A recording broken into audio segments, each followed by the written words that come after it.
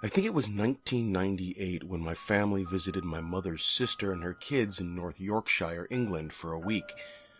My family lived in Ohio, but my mother's side of the family was from the UK. It was a fun trip checking out the local sites and hanging out with my cousins. I was enjoying myself, at least until the Sunday towards the end of the outing. My entire family is Christian, so we went to the church my aunt and cousins go to that day.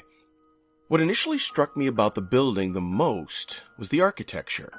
It was a large Gothic building that looked like it was from medieval times, but according to my mom, it was built in the late 1800s.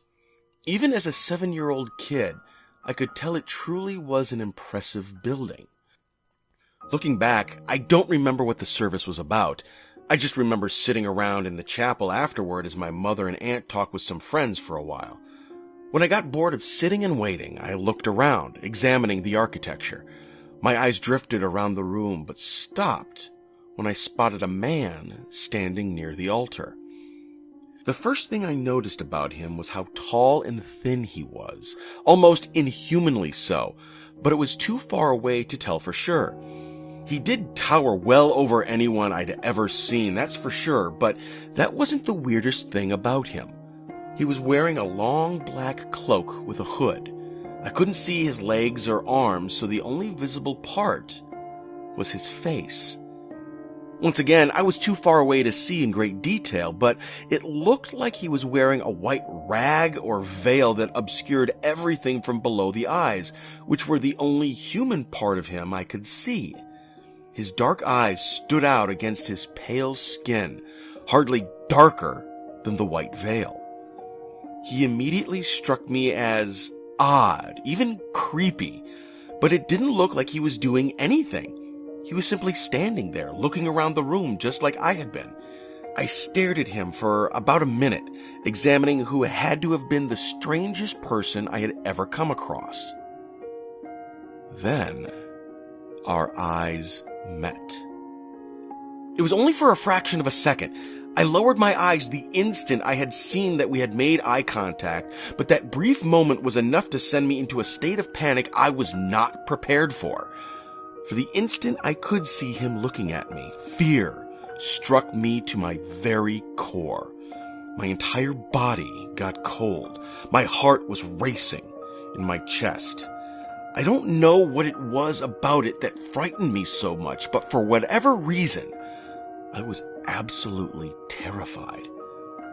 I don't remember how long I was looking down, scared out of my wits. It could have been 10 seconds or 2 minutes.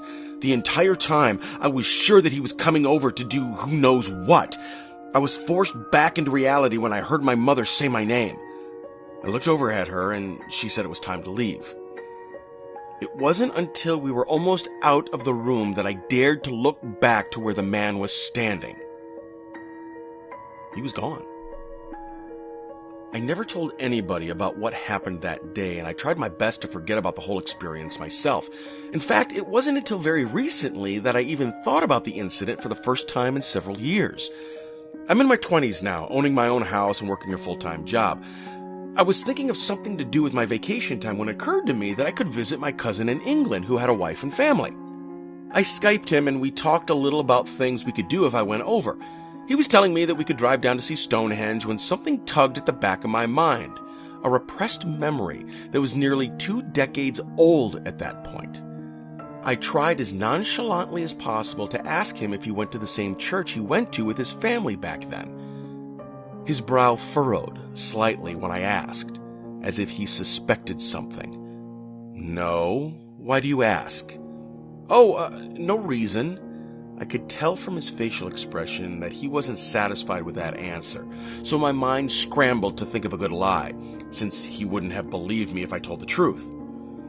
It just kind of creeped me out. I started recalling more about the day, and the emotions of that event came flooding back to me. I was so lost in my own thoughts that it took me a good 10 seconds to notice that he had said something. Sorry, what was that?" I said, "You saw the picture, didn't you?" That wasn't what I was expecting. It seemed so random that it was actually able to snap me back to reality again. "What picture?" The Newbie Church photo. It occurred to me that that must have been the name of the church, but I was still completely lost. I have no idea what you're talking about. He gave me a weird look, then just shrugged. Whatever. The point is, you won't have to worry about it. We talked for 10 more minutes or so, and the moment we wrapped it up and finished the call, I went to Google to look up Newbie Church photo. I still get chills when I think about what I discovered. The picture was not that hard to find. It was clear right away that the first picture to come up in my search was what he was talking about. I digged a little deeper and got some background for the photo. Apparently, in 1963, a reverend was taking photos in the church, and something was in the picture of the altar. Though the image could have been replicated with certain methods at that time, its authenticity has never been confirmed nor debunked.